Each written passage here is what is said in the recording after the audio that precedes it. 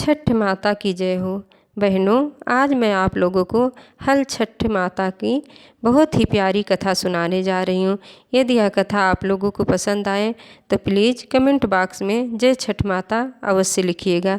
एक राजा थे, उनकी 7 रानियाँ थीं। सातों रानी के कोई बच्चे नहीं थे। राजा की जो भैंसें थीं उनको भी कोई बच्चे नहीं थे।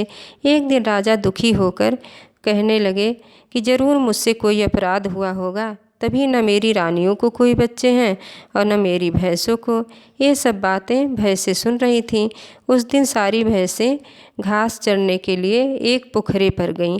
वहाँ पर कुछ औरतें छठी माता की पूजा कर रही थीं और कह रही थीं कि जो कोई भी छठ माता की पूजा करता है, इनसे प्रार्थना करता है, इनका प्रसाद खाता है, छठ मैया उनकी मनोकामना अवश्य पूर्ण करती हैं।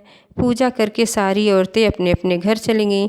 तब भैंसें वहाँ पर आईं और जो माता जी को प्रसाद चढ़ा था, दही, तिल्ली चावल और महुआ का, वही प्रसाद वो लोग खा लीं और खाकर घर आईं।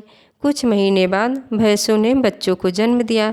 अब भैंसें सोचने लगीं कि हम लोगों ने छठ माता का प्रसाद खाया था, इसीलिए हमारे बच्चे हुए, तो क्यों ना वही प्रसाद लाकर रानियों को दे दें, जिससे रानियों को भी बच्चे हो जाएं।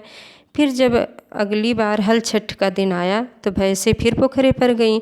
वहाँ सारी औरतें छठ माता की पूजा करके प्रसाद चढ़ाकर घर जा चुकी थीं। तब भैंसों ने अपने कान में छठ माता का प्रसाद भर कर ले आईं और सभी रानियों को दे दी। रानियां समझ गईं कि ये छठ माता का ही प्रसाद होगा। तब उन्होंने छठ माता से प्रार्थना की कि हे माता रानी, आप मेरी भी गोद भरिए, तो हम लोग भी आपका व्रत करेंगे और पूजन करेंगे। छठ माता की कृपा 9 महीने बाद रानियों के भी बच्चे पैदा हुए।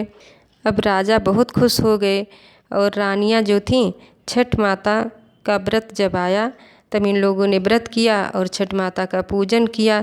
हे छठ माता, जैसे आपने राजा के घर में खुशियाँ दी और सभी रानियों और भैंसों की मनोकामना पूर्ण की, वैसे आप सभी की मनोकामना पूर्ण कीजिए और सबके संतान को सुखी रखिए।